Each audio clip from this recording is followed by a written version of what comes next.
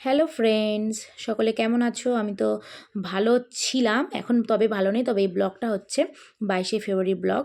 Share করতে একটু late হয়ে গেছে আর একটু পাশ থেকে নয়েজ আসছে। তো দেখো, আমরা কিন্তু গেছিলাম সুন্দরবনে। তো সেকেন্ড দিনের ব্লগটা তোমাদের সঙ্গে শেয়ার করা হয়নি। এখন আমরা লঞ্চ ঘাটে চলে এসেছি আর এখন মানে বোটে ওঠার সময়। তো সকালে আমরা এখনও কিন্তু টিফিন কিছু করিনি, জাস্ট সকালে রেডি হয়ে চলে এসেছি। এবার এখন লঞ্চে উঠবো, তারপর যা টিফিন ওখানেই তো হবে। এখন আমাদের সকালের চাটা কিছু খাওয়া হয়নি, তো ধীরে ধীরে এগোচ্ছি আমরা, কারণ সামনে সব বয়স্করা রয়েছে। দেখতেই পাচ্ছ না আমাদের ফোটে কিন্তু কিছু জানাবো, আর কালকের কিছু ডেমো যে কালকে কি হবে সেটাকে জানাবো। কালকে প্রথমে জানা আমাদের সুন্দরবন নাম এসেছে আমাদের হচ্ছে কি টোটালি সুন্দরী গাছ থেকে সুন্দরবন নাম হয়েছে। আমাদের total south 24 Pargana total Sundarban, ঠিক আছে। এবার ক্যানিংকে আমাদের সুন্দরবনের প্রবেশদ্বার বলা হয়। আর ওইদিকে গেট আছে, আমাদের কাকদ্বীপ আছে, আর এইদিকে বাংলাদেশের খুলনা এইদিকে চলে গেছে।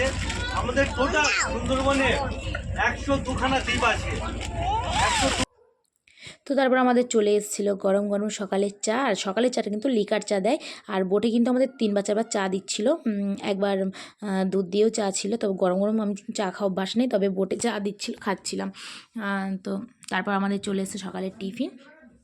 লুচি ছিল আর কাবলি ছোলার তরকারি ছিল, সাথে ছিল সন্দেশ। আর খুব খিদে পেয়ে গেছিলো, প্রায় একটু তাড়াতাড়ি খেতে দিয়েছিলো আগের দিনের তুলনায়, 9টার সময় দিয়েছিলো আমাদের খেতে সকালের টিফিন। আমাদের সন্দেশটা দেখো, আর তৃষান খেতে চাইছিল না, আর ওর খাওয়া খুব অনিয়ম হচ্ছিলো ঘুরতে এসে, মানে খাবার দাবার খেয়ে নিচ্ছে, তো সেই টাইমের এই খাবারগুলো খাচ্ছে না।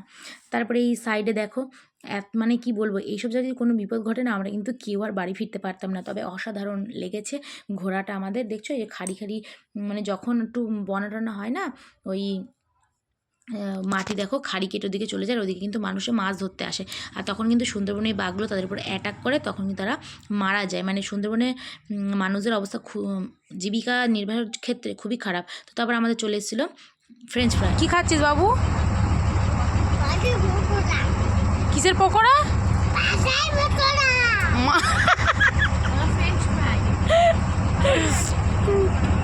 আর আমার ছেলে বলছে যে মাছের পকোড়া খাচ্ছি। যাই হোক, তারপর আমাদেরকে নামিয়েছিল।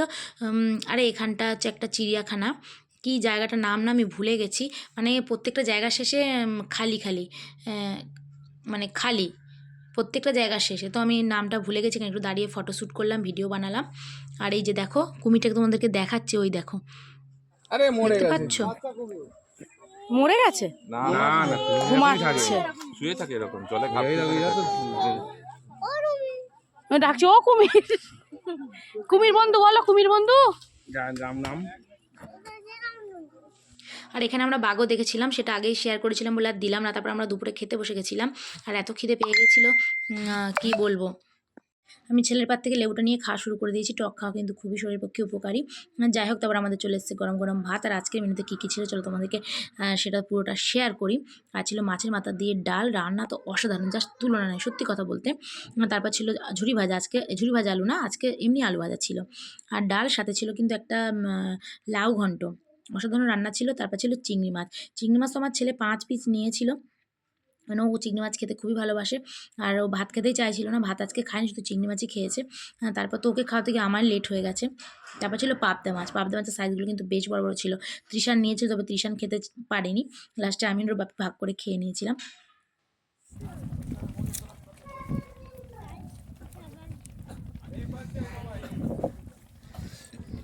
এখন আমরা ভিতরে যাচ্ছি বাঘ দেখতে। সবই যাবো, চল চল চল ভাগ চল চল। এই যে ছোট বাঘ, বাঘের ইন্টারভিউ ভাত খাওয়াবি? এই যে ছোট বাঘ মশাই, কি করছেন এখানে বলুন? বললে কি বিশাল সব ছোট বাঘ। ছোট বাঘ এইটা এই যে সবাই বাঘের ইন্টারভিউ নিয়ে চলে আসছে।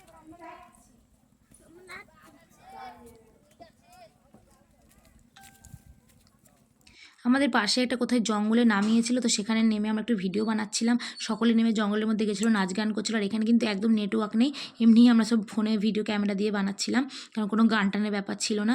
গান থাকলে তো এত সুন্দর এই জায়গাটা ছিল, মানে পিকনিক করার মতো জায়গা। সবাই একটু অ্যাডজাস্ট করো, খুব নয়েজ আসছে। আমার শাশুড়ি তো এসে আমাকে ডেকেই দিল, মানে ভয়েস ওভার যখন আমি করছিলাম।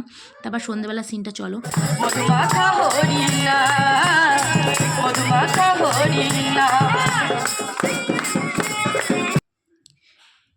তারপরে এই যে রাত্রেবেলা বাউল গান হচ্ছিলো, তারপর তো ছিল রাতের খাবার। আর আমাদের কিন্তু সন্ধ্যা দিয়েছিল চিকেন পকোড়া, সেটা তোমাদেরকে বলা হয়নি।